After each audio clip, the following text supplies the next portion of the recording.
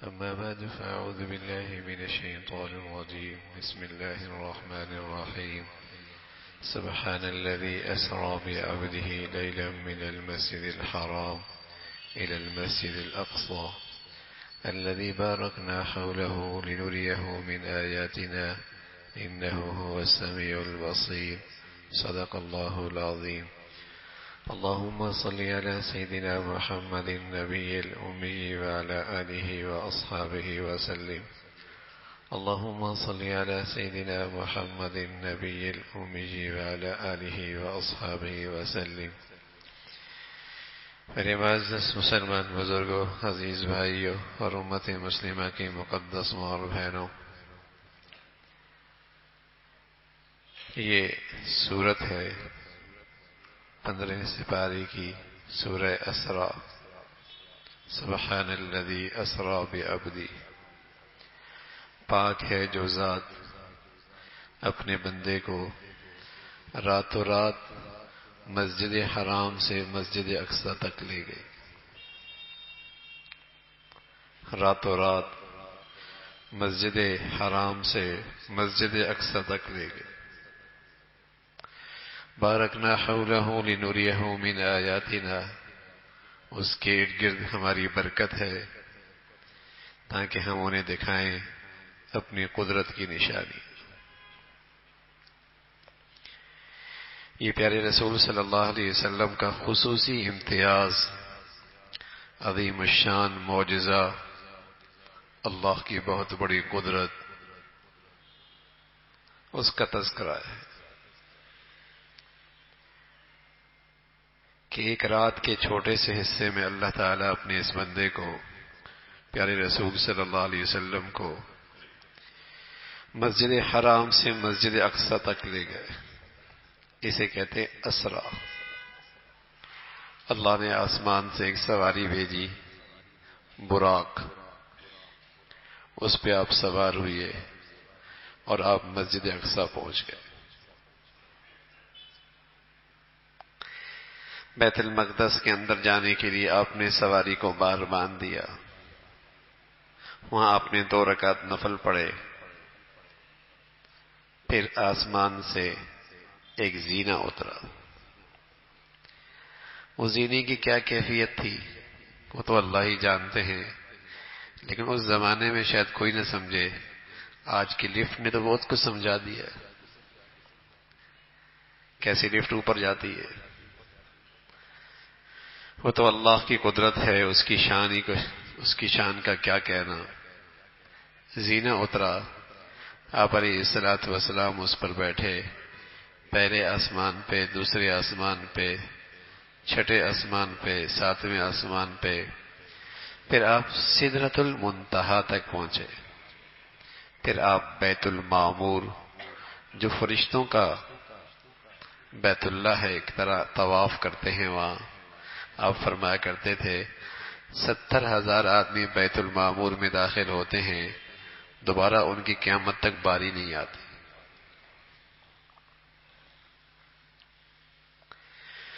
اس بیت المعمور کے ساتھ، دیوار کے ساتھ ٹیر لگائے حضرت ابراہیم علیہ الصلوۃ والسلام بھی تشریف فرما تھے. لیکن آپ اس سے بھی آگے گئے. جبرائیل امین کی زیارت ہوئی، اصلی شکل میں انہیں دیکھا.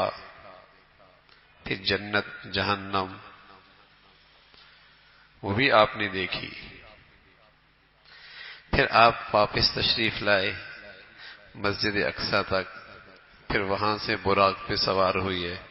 رات کے اسی حصے میں آپ واپس مسجد حرام تک پہنچ گئے. جب یہ واقعہ پیش آیا تو آپ نے سب سے پہلے ام ہانی رضی اللہ تعالیٰ عنہ کو یہ واقعہ بتایا. کہنے لگی کسی کو بتانا نہیں، لوگ اور تکذیب کریں گے، انکار کریں گے، لوگ مانیں گے نہیں،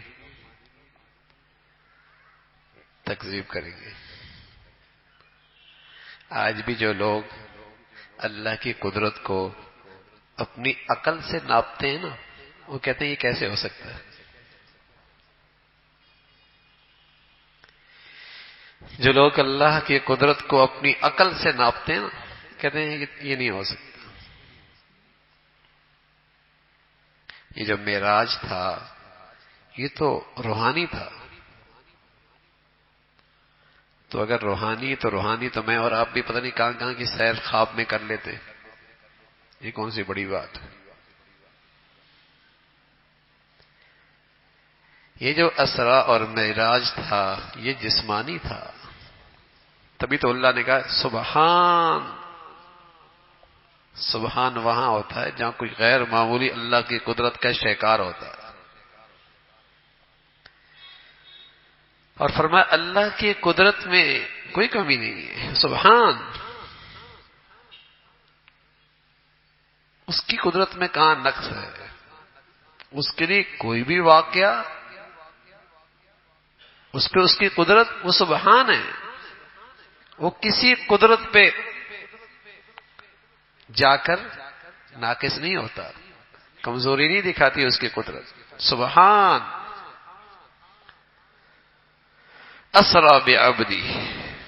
راتوں رات اللہ تعالیٰ اپنے بندے کو لے گئے.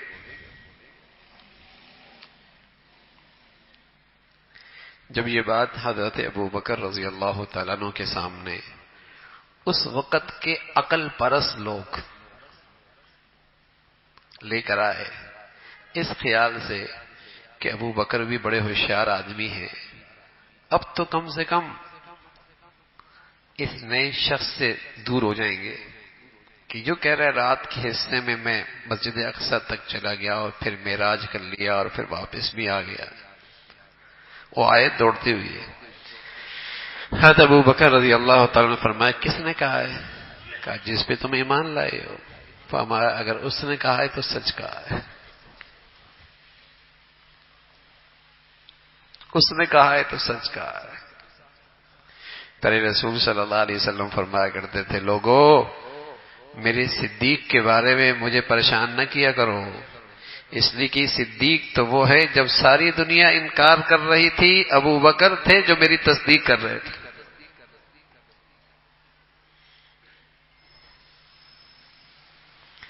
صدیق کے بارے میں مجھے تکلیف نہ دیا کرو, یہ تو اس وقت کا میرا ساتھی ہے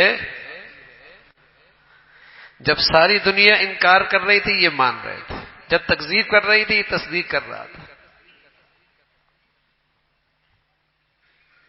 سبحان الذي اسرى بعبده ليلا من المسجد الحرام الى المسجد الاقصى. تو مسجد حرام سے مسجد اقصی تک جانا یہ اسرا ہے. اس کے اوپر زینے پہ جانا وہ معراج ہے. اوپر کا سفر آسمانوں کا وہ معراج ہے. وہ بھی قرآن کی آیت موجود ہے, سورہ نجم میں ہے, احادیث موجود ہے کہ آپ علیہ الصلوۃ والسلام کو اسی رات میں اسرا بھی ہوا معراج بھی ہوا.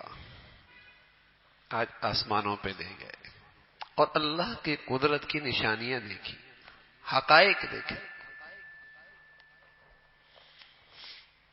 آپ علیہ الصلوۃ والسلام نے لیلۃ المعراج یہ ہجرت سے پہلے کا واقعہ ہے. اس کے بعد آپ کافی عرصے دنیا میں تشریف فرما رہے.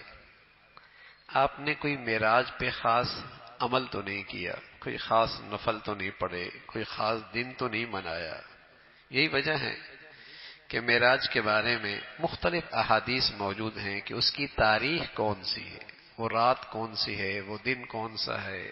مختلف احادیث موجود ہیں کیونکہ آپ نے خود بھی اس رات میں اپنی زندگی میں کوئی اہتمام نہیں کیا, لیکن یہ واقعہ تو ہوا, قرآن میں اس کا ذکر. اور اس واقعے میں جو آپ کو اللہ نے ایک خاص تحفہ دیا, جو اصل ہم بات کرنا چاہ رہے ہیں, جو سوچنے بھی چاہیے مسلمان کو,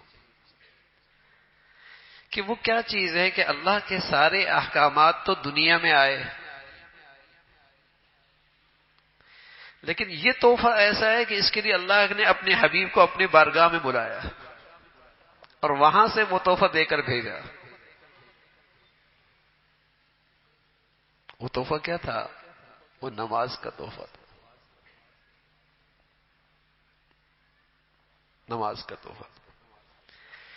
سارے احکامات دنیا میں آئے لیکن نماز کے تحفے کے لیے آپ نے اپنے حبیب کو اپنے پاس بلایا اور 50 نمازیں ملی. موسیٰ علیہ الصلوۃ والسلام چھٹے آسمان پہ تھے, بتایا 50 نمازیں. آپ کی امت نے کوئی نہیں پڑھ لی, تخفیف کروا لے. کرتے کرتے آپ 5 تک اللہ نے کر دی. موسیٰ علیہ الصلوۃ والسلام فرمانے لگے اور بھی کروا لو. فرمایا اب تو مجھے حیا آتی ہے, 5 نمازیں بھی نہیں پڑے گی. اور اللہ کی شفقت دیکھیے, رحمت دیکھیے. فرمایا پڑے گی تو آپ کی امت 5 ثواب 50 کا دوں گا, ثواب 50 کا دوں گا.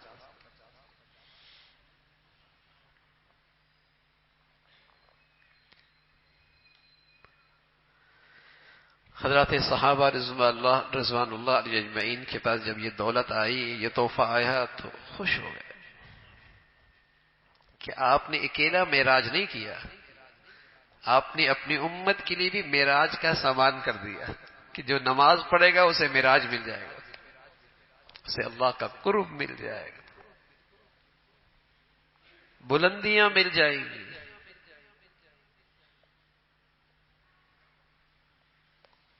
الصلاۃ معراج المؤمنین, ایمان والوں کا معراج.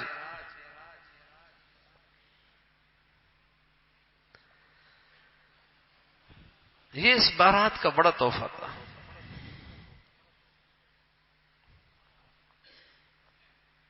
یہ بڑا عمل تھا. اسلام کا ایسا بنیادی رکن ہے کہ اگر نماز نہ ہو تو ایسا ہے جیسے جسم ہے اور سر نہیں, اور اگر عقیدہ ہی خراب ہو جائے تو ایسا ہے جیسے جسم ہے اور روح نہ ہو.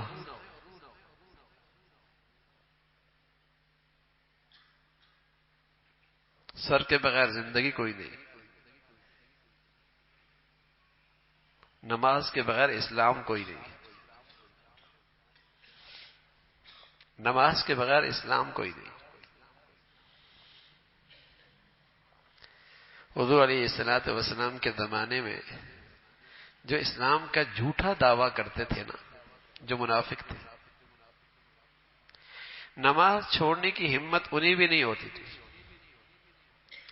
اس لیے کہ وہاں یہ بات عام تھی کہ نماز وہ نہیں پڑھتا جو کافر ہے, اور منافق نے اپنے آپ کو کافر تو کہلانا نہیں تھا, نماز وہ بھی نہیں چھوڑتے تھے. ہاں قرآن کہتا ہے نماز پڑھتے تھے لیکن کاہلی کے ساتھ, سستی کے ساتھ, بے دھیانی کے ساتھ, بوجھ سمجھ کے.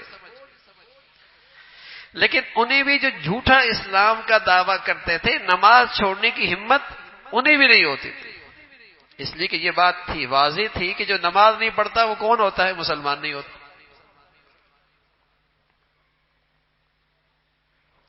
اس لیے یہ تصور ہی نہیں تھا کہ مسلمان ہو کر کوئی نماز چھوڑ دے, یہ کوئی تصور نہیں تھا. حضرت عمر رضی اللہ تعالیٰ عنہ امیر المؤمنین تھے, خلیفۃ المسلمین, امیر المؤمنین, بہت بڑی سلطنت تھی. اب تمام گورنروں کو خط لکھ رہے ہیں اور ہدایت جاری کر رہے ہیں, پیغام دے رہے ہیں کہ میری نظر میں سب سے اہم چیز نماز کا اہتمام ہے, اور اگر تم نے اس میں کوتاہی کی تو مجھے کوئی امید نہیں تم باقی اللہ اور اللہ کے بندوں کے حقوق کو پورا کر سکو, مجھے کوئی امید نہیں. میری نظر میں سب سے اہم چیز نماز کا اہتمام, اور یقیناً وہ مسلمانوں کا امیر اور خلیفہ ایسے تھے کہ خود مصلی میں سب سے آگے ہوا کرتے تھے.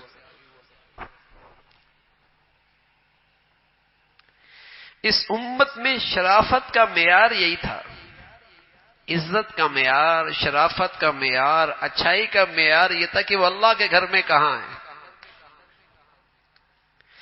اس امت کے سب سے بڑے ابو بکر، عمر، عثمان و علی رضوان اللہ علیہم اجمعین مسجد میں کہاں ہوتے تھے؟ سب سے آگے.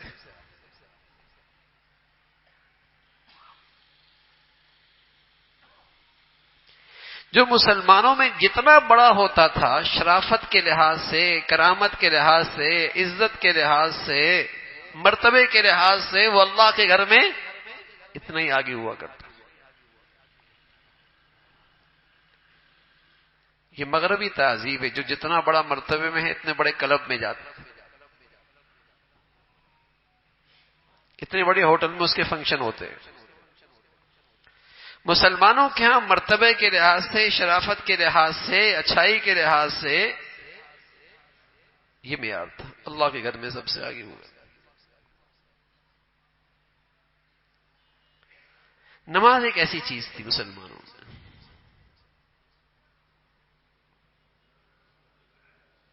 رسول اللہ صلی اللہ علیہ وسلم فرمایا کرتے تھے اپنی نماز کو 7 سال کی عمر میں اپنے بچے بچیوں کو نماز کی عادت ڈالو.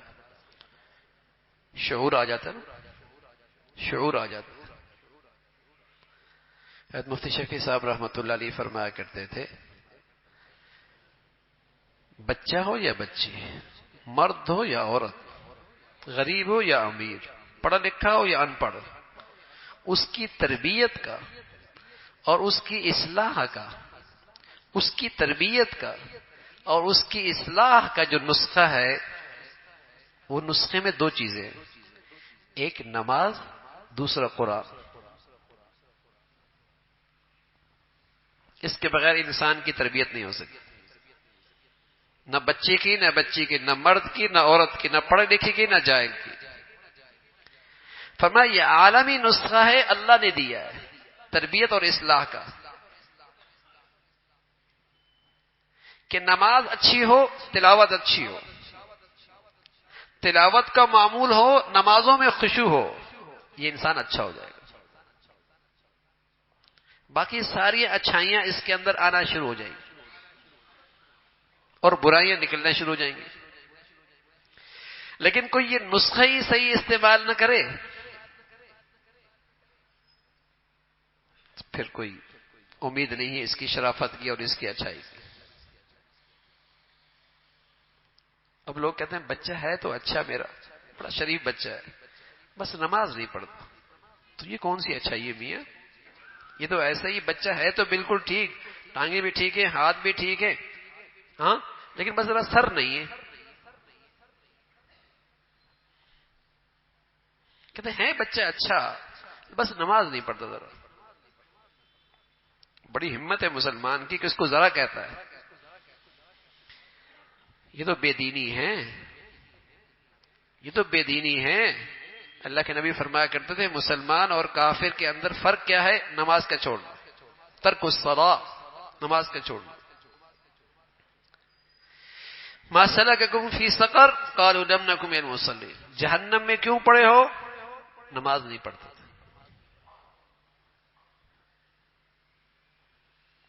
اب نمازی بھی نمازی نہیں ہے.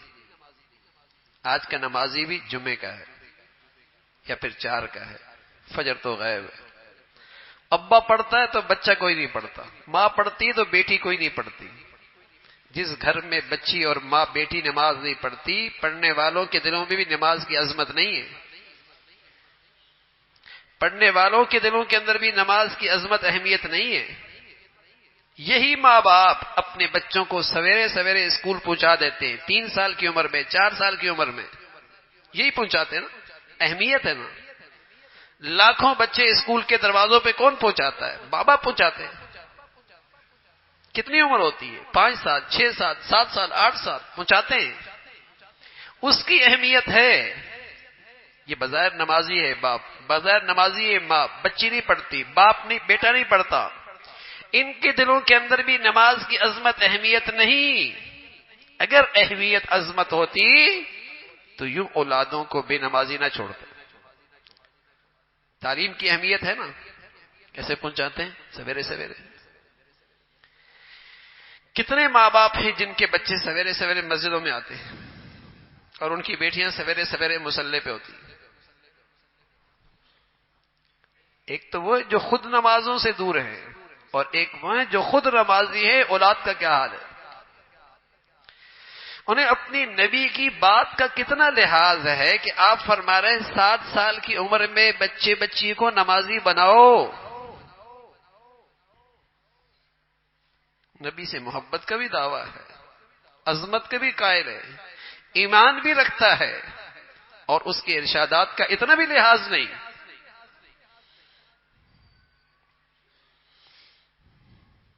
کتنے مسلمان ہیں جن کی اولاد نماز پڑھتی، خود نمازی ہے، نماز کی عظمت سے محروم ہے، نماز کی اہمیت سے محروم ہے.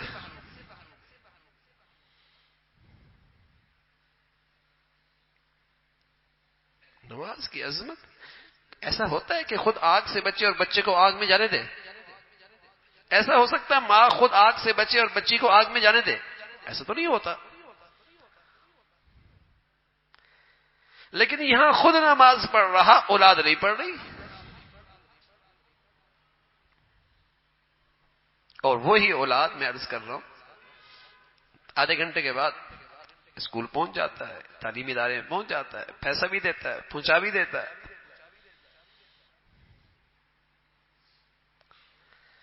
آپ فرما رہے ہیں 7 سال کی عمر میں بچے بچی کو نماز کی عادت ڈالو. 10 سال کی عمر میں نہ پڑھنے پر تنبیہ کرو، سرزنش کرو، بستر الگ کر دو، چادر الگ کر دو.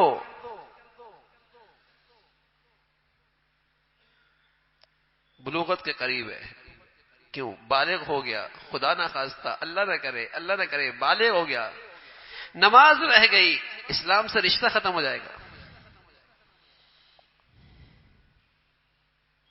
من ترک الصلاة متعمدا فقد کفر، او کما قال علیہ الصلاۃ والسلام.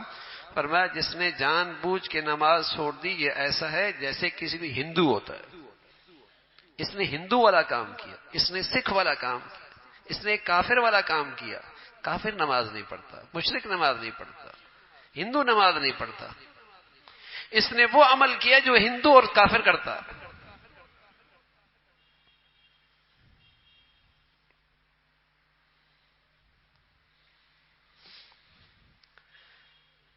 الحمدللہ مسلمانوں میں شراب کی گندگی کا احساس ہے. بیٹا نہیں، چوکیدار بھی پی لے گا نا، برداشت نہیں کرے گا. بیٹا نہیں، چوکیدار بھی پی گا تو برداشت نہیں کرے گا. اور نماز، چوکیدار چھوڑے، بیٹا چھوڑے، بیٹی چھوڑے، کوئی پرواہ نہیں. ارے میاں، نماز کا چھوڑنا شراب سے بڑا گناہ ہے. لیکن شراب اس لیے بری لگتی ہے کہ معاشرہ اسے برا سمجھتا ہے، اور نماز چھوڑنا چونکہ آج معاشرے نے قبول کر لیا، اس لیے آج ماں باپ بھی قبول کر لیتے ہیں. شرابی کو آج معاشرے نے اتنے آسانی سے قبول نہیں کرتا نا. بھی نمازی کو قبول کر لیا، اس لیے ماں باپ نمازی ہیں، پھر اس کو قبول کر لیا. نماز چھوڑنا تو شراب سے بڑا گناہ ہے.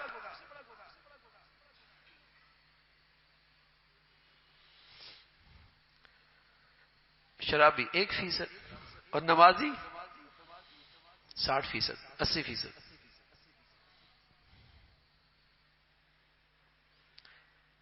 کتنے تاجر نماز کے لیے اٹھتے ہیں، کتنے صنعتکار نماز کے لیے اٹھتے ہیں، کتنے اسکول کالج یونیورسٹیوں کے بچے نماز کے لیے اٹھتے ہیں، کتنے مسلمان سویرے سویرے مسجد میں آتے ہیں. کتنے فیصد ہے؟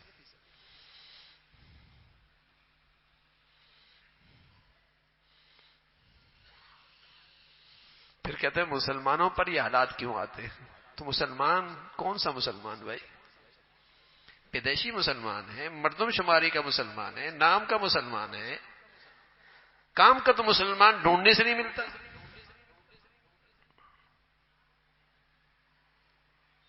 حضور علیہ الصلوۃ والسلام فرمایا کرتے تھے، اسلام جب آیا تھا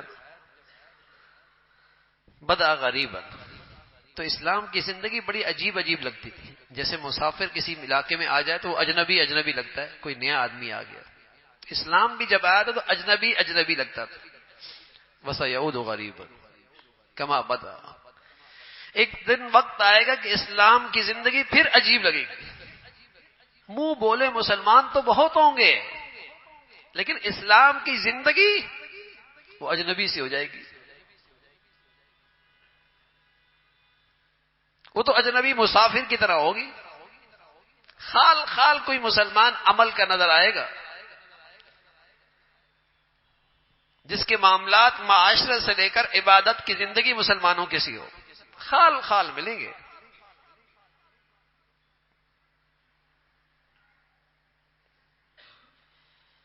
فرمایا 7 سال کی عمر میں نماز کی عادت ڈالو، 10 سال کی عمر میں نہ پڑھنے پر سرزنش کرو. اب مسلمان ہیں، اللہ کے نبی کا ارشاد ہے، اور ان کی زندگیوں میں کتنا ہے اس کا عمل. میرے عزیزو، ایک تو وہ مجمع ہے نا جو مسجدوں میں بھی نہیں آتا، نہ باپ آتا ہے نہ ماں کا تعلق دین سے، لیکن ایک بڑا مسلمانوں کا طبقہ ہے جو خود کسی درجے نماز سے تعلق ہے، لیکن اولاد کے بارے میں مدرد نہیں، اولاد کی یہ فکر نہیں ہے.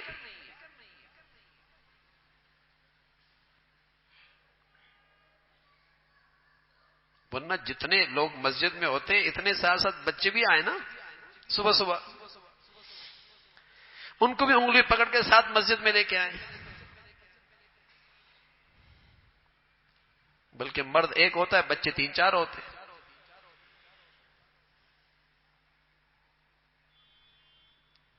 لیکن مسجدیں خالی ہیں. بظاہر نمازیوں کی بچیاں، نمازیوں کے بچے بچیاں نمازی نہیں رہے. یہ دکھ ہے. یہ تو ہم نمازی ہو گئے اس لیے کہ ہمارے بڑوں نے ہمیں نمازی بنا دیا. انہوں نے ہمیں بچپن میں اچھا ماحول دے دیا، اچھی صحبت دے دی، اچھے تعلیمی ادارے دے دیے، اچھے انگلی پکڑ کے مسجدوں میں لے آئے. آج ان کی برکت سے ہم نمازی ہیں. لیکن آیا ہم نے اپنے بچوں کے ساتھ بھی یہ سلوک کیا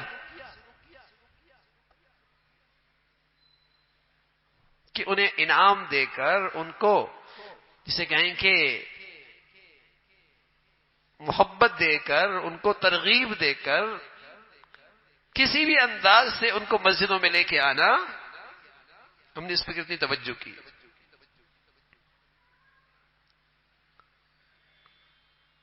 اچھا ہے تعلیم دلائیں، ہمارے دین کا تعلق علم سے ہے، تعلیم دلانی چاہیے، اس کی اہمیت ہو. لیکن یہ تو کوئی بات نہیں بھائی کہ دنیا کے چند ٹکوں کے لیے تو آپ تعلیم دلائیں اور آخرت کے لحاظ سے اپنی اولاد کی فکر ہی نہ ہو.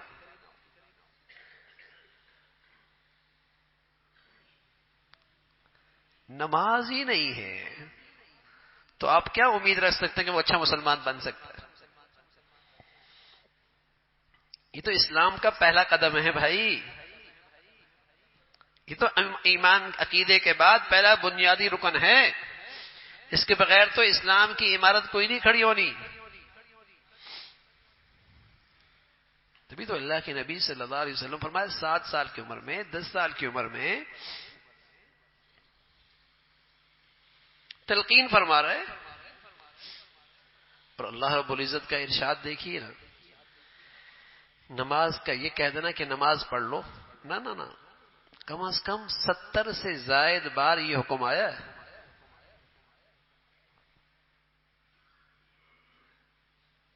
اور جہاں ایمان والوں کا تذکرہ آیا، نماز کا تذکرہ. قد افلح المؤمنون، ایمان والے کامیاب ہو گئے.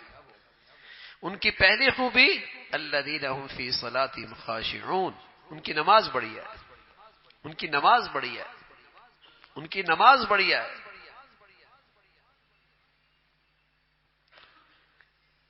ایمان والوں کا ذکر والذین هم علی صلواتهم یحافظون، اپنی نمازوں کی حفاظت کرنے والے، دائمون، اہتمام کرنے والے. ایمان والے، نماز بڑھیا.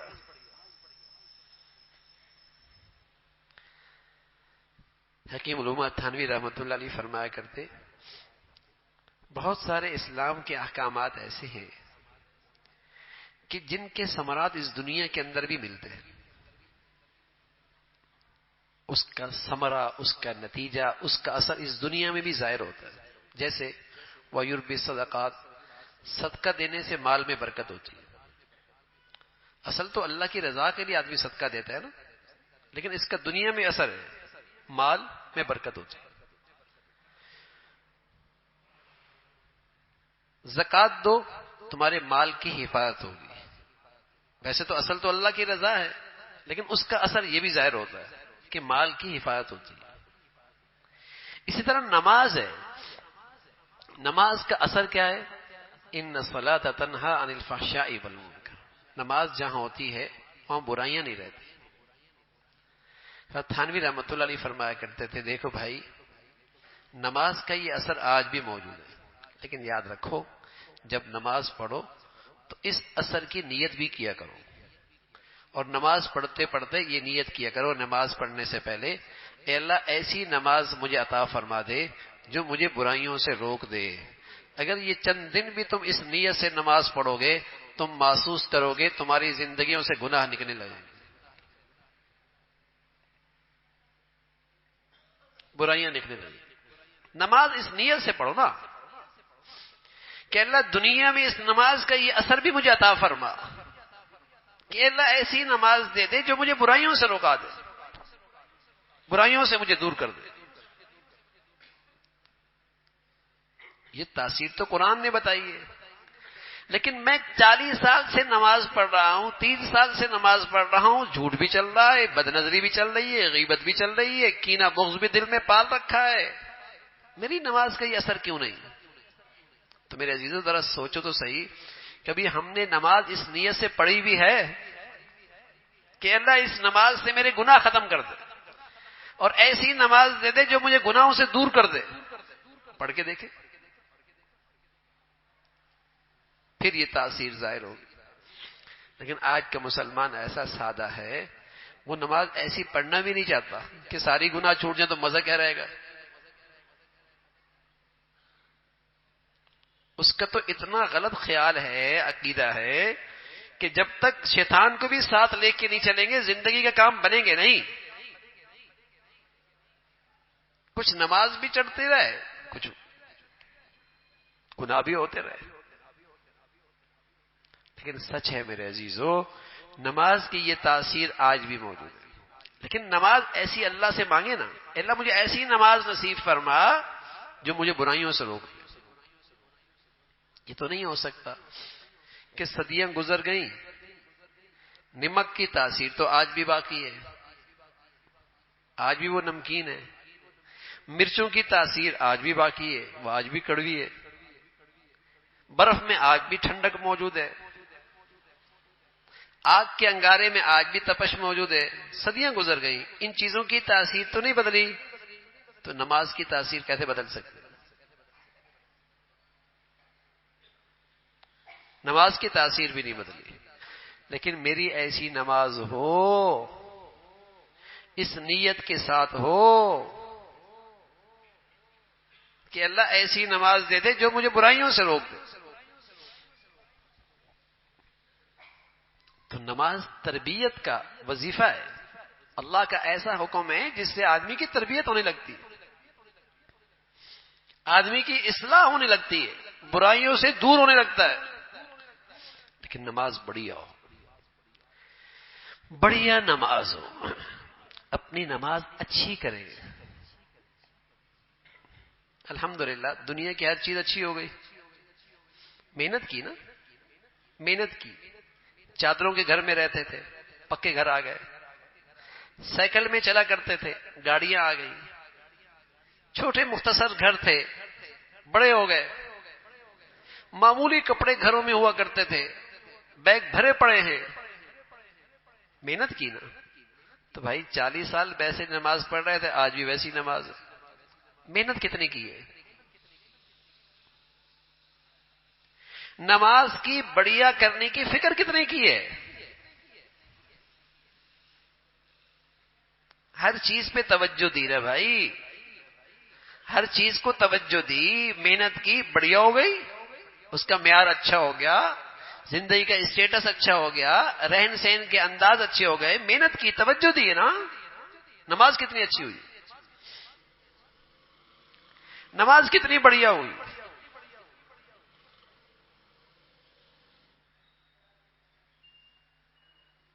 تو نماز بھی تو بڑھیا ہوتی ہے. اور پھر اس نماز کو اور بڑھیا کرنے کے لیے اس کے لیے نوافل ہیں، اس کی سنتیں ہیں، تاکہ نماز میں جو کمی ہے وہ پوری ہو جائے. اس لیے کہ یہ پوری زندگی پہ اثر انداز ہونے والا حکم ہے.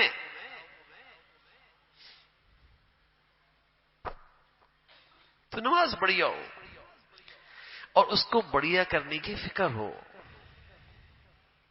بڑھیا کرنے کی فکر ہو. ابو بکر رضی اللہ تعالیٰ جب نماز پڑھتے تھے، بڑی شاہانہ نماز پڑھتے تھے، ایسا لگتا تھا جیسے کسی نے لکڑی گاڑ دی. قیام فرماتے تھے. ایک دن اللہ کے نبی صلی اللہ علیہ وسلم فرمایا ابو بکر رضی اللہ تعالیٰ سے، جب نماز پوری ہو جائے نا تو آخر میں یہ پڑھا کرو، اللہم انی ظلمت نفسی، اللہ میں نے اپنی جان پہ ظلم کیا ہے. نماز کے آخر میں دعا یہ پڑھا کرو، درود شریف کے بعد یہ دعا پڑھ لیا کرو، اللہم انی ظلمت نفسی ظلما کثیرا ولا یغفر الذنوب الا انت. اب اتنی بڑھیا نماز، ایمان بھی صدیق کا ایسا کہ ساری امت کا ایمان ملا دیا جائے ایک ترازو میں، اور ایک ترازو میں آپ کا، تو آپ کا ایمان سب سے بڑھ جائے. نماز بھی ایسی بڑھیا، اور اللہ کے نبی تلقین یہ فرما رہا ہے کہ یہ آخر میں دعا پڑھ لیا کرو. سبحان اللہ. بڑھیا نماز کی کوشش کرو، پھر بھی اللہ کے سامنے بہکاری بن کے اس مولا سے کہو، اے اللہ تیرے دربار کے لائق تو اب نہیں، اللہ تو اپنے فضل سے اسے قبول فرما لے، ورنہ میری کیا نماز. پھر بھی عاجزی اور انکساری کے ساتھ اللہ کے سامنے التجا کرو. اس لیے جب نماز پوری ہوتی ہے تو اللہ اکبر، استغفر اللہ استغفر اللہ استغفر اللہ. نماز جیسی عبادت کی اور استغفار، اے اللہ اس میں جو کمی رہ گئی معاف فرما دے. نماز بڑھیا ہو اور اہتمام ہو میرے عزیزو. ان الصلاۃ کانت علی المؤمنین کتابا موقوتا، نمازوں کا وقت مقرر ہے، نمازوں کو ٹالا نہ کریں. مسجد نہیں، جماعت نہیں، وقت کا خیال نہیں، یہ نماز نہیں ہے، یہ خانہ پوری ہے. فویل للمصلین، نمازیوں کے لیے ہلاکت ہے، جنہیں اپنی نماز کی پرواہ نہیں، کبھی پڑھ لی کبھی چھوڑ لی، کبھی جماعت سے کبھی بغیر جماعت کے، کبھی وقت پہ پڑھی کبھی ٹال دی.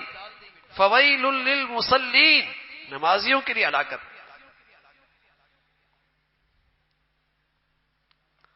نماز اچھی ہو، اس کو بڑھیا بنانے کی فکر ہو. اور جو بھی گھر میں فرد ہے، مرد ہے، عورت ہے، بچہ ہے، بچی ہے، نماز کی عادت ڈالو. نحوست ہوگی، لوگ کہتے ہیں بندش ہو گئی. ارے میاں سارے بے نمازی اکٹھے ہیں تو ابھی کسی اور کو بندش کرنے کی ضرورت ہے؟ کسی کی نظر لگ گئی، ہاں بزرگ تو بہت ہے، بس صرف نظر ہی لگنی رہ گئی، باقی تو کوئی عیب ہے نہیں نا، گناہ تو ہوا نہیں، خطا تو ہوئی نہیں، بس کسی کی نظر لگ گئی. اتنی بڑی نحوست ہے. نماز جیسے فریضہ میرے گھر میں چھوٹ رہا ہے، جو شراب سے بڑا گناہ ہے، پھر سی نحوست نہیں ہوگی.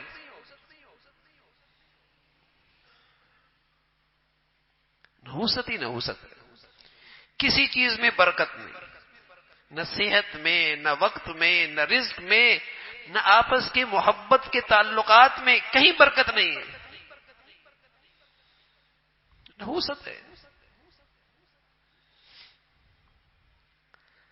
تو نمازوں کا اہتمام، آپ کے ماتحت دکان میں کام کرنے والے، فیکٹری میں کام کرنے والے، گھر میں کام کرنے والے، ان کی نمازوں کو فکر ہو. آپ کے ماتحت ہے، انہیں بھی ترغیب دیں، انہیں بھی تلقین کریں. بھئی نحوست ہوگی، گھر میں شرابی ہو تو اس کو آپ ڈرائیور نہیں رکھیں گے، گھر میں شرابی ہو تو اس کو آپ چوکیدار نہیں رکھیں گے، دفتر میں شرابی ہو تو آپ اسے ملازم نہیں رکھیں گے، بے نمازی رکھ لیں گے۔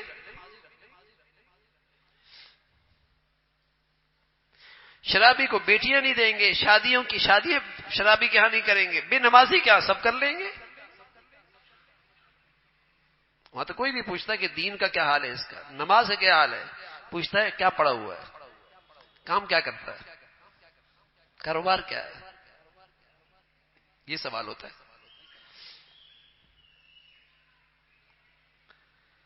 نماز اس سے زندگی بنتی ہے، اس سے زندگی میں برکت آتی ہے،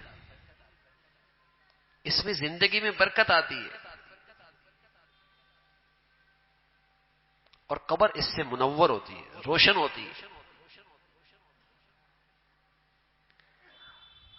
تو نماز بڑھیا بھی ہو، ایک تو نماز کا اہتمام ہو، دوسرا پھر اس کو بڑھیا کرنے کی کوشش کریں۔ نماز کا اہتمام کیا ہے؟ وقت پہ پڑھا جائے، مسجد میں پڑھیں، جماعت سے پڑھیں، اور پھر نماز کی کیفیت اچھی کریں، ساتھ سنتیں پڑھیں، نوافل پڑھیں، کمی رہ جائے ان چیزوں سے پوری ہو جائے۔ خواتین جیسی نماز کا وقت ہو جائے سب سے پہلے نماز کا اہتمام کریں، پھر اس کے بعد دوسرے کام کریں، اور اپنے 24 گھنٹے میں کچھ نوافل مقرر کریں تاکہ فرائض میں جو کمی کوتاہی دھیان بے خیالی ہو جاتی ہے، ان نوافل سے میری نماز کا وزن پورا رہے۔ رسول اللہ صلی اللہ علیہ وسلم فرمایا کرتے تھے قبر میں پہلا سوال نماز کا ہو، اس میں کمی رہ گئی تو آگے کیسے کامیابی ہو سکتی۔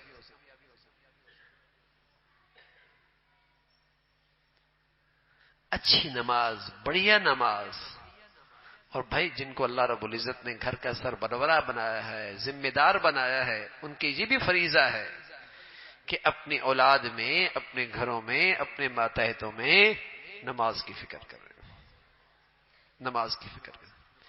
یہ اولاد کے ماں باپ پر حقوق ہیں، یہ اولاد کے ماں باپ پر حقوق ہیں کہ اس معصوم شعور میں، اس بلوغت سے پہلے ان کے دلوں میں نماز کی عظمت، اہمیت پیدا کریں، نماز کی عادت ان میں پیدا کریں۔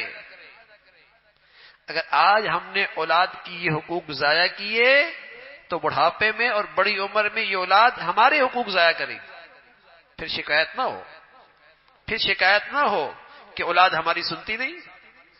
جب اللہ نے تمہیں کہا تھا اولاد کے بارے میں، تم نے اللہ کی کتنی سنی تھی؟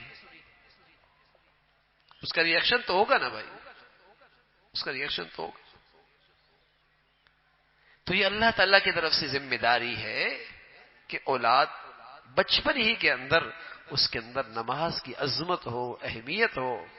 شادی ہے، بیاہ ہے، خوشی ہے، سفر ہے، حضر ہے، نماز۔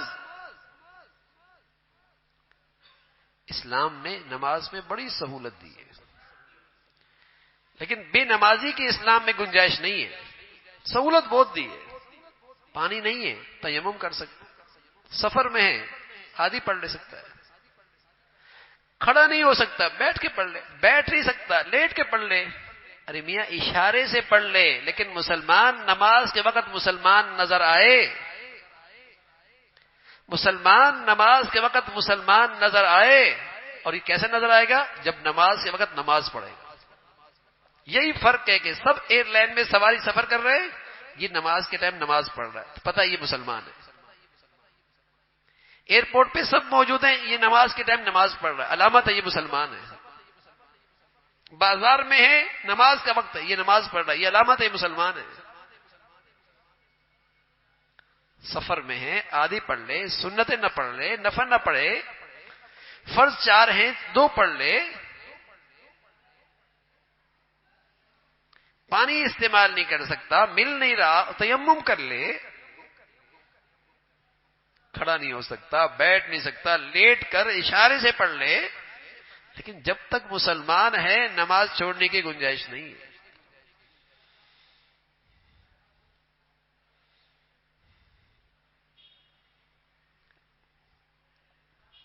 نماز وہ چھوڑتا ہے جو مسلمان نہیں رہتا۔ اس لیے مسلمان ہر حال میں نماز پڑھتا ہے.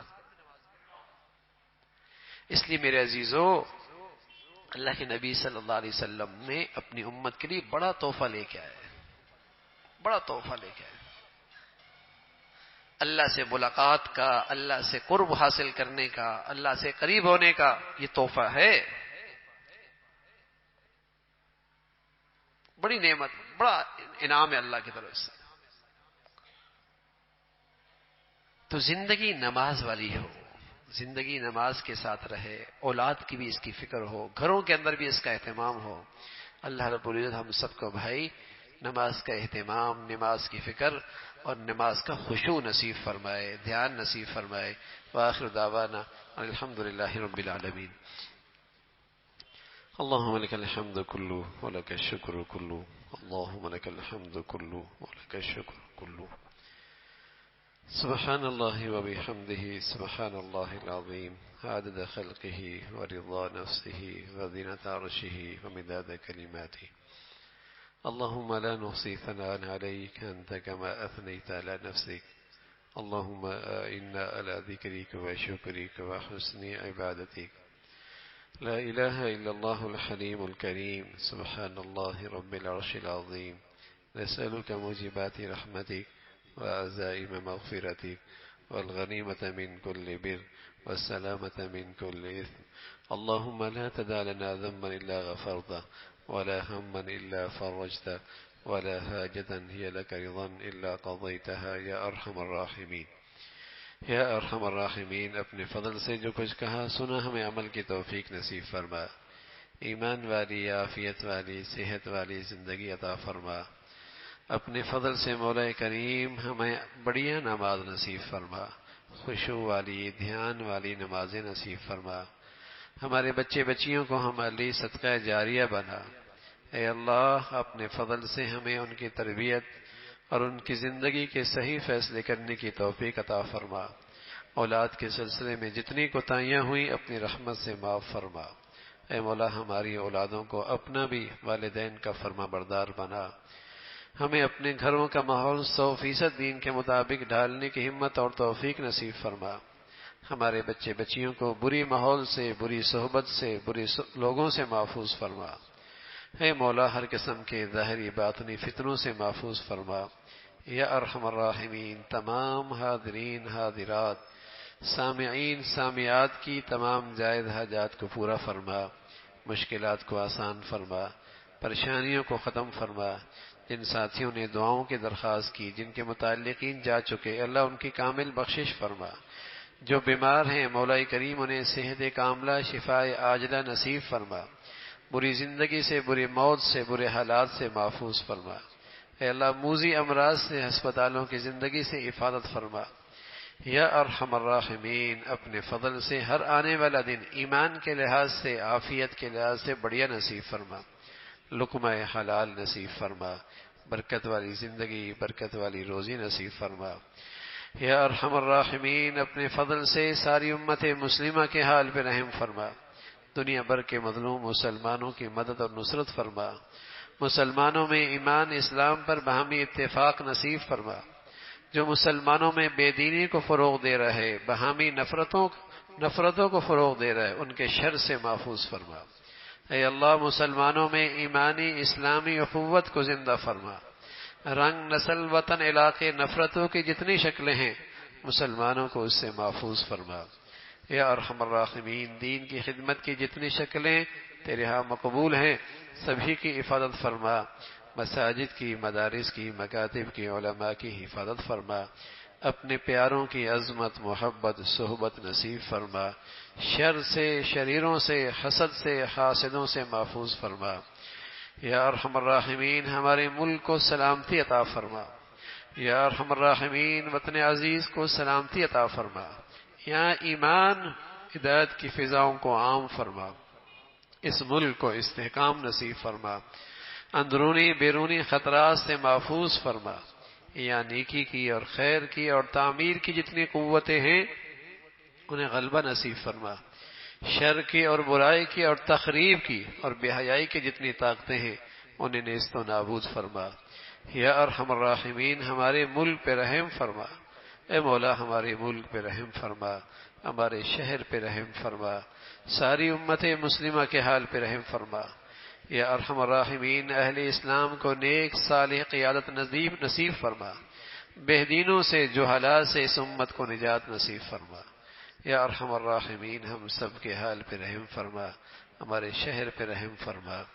ربنا تقبل منا انك انت السميع العليم وتب علينا انك انت التواب الرحيم، وصلى الله على سيدنا محمد وعلى آله وأصحابه أجمعين برحمتك يا رب۔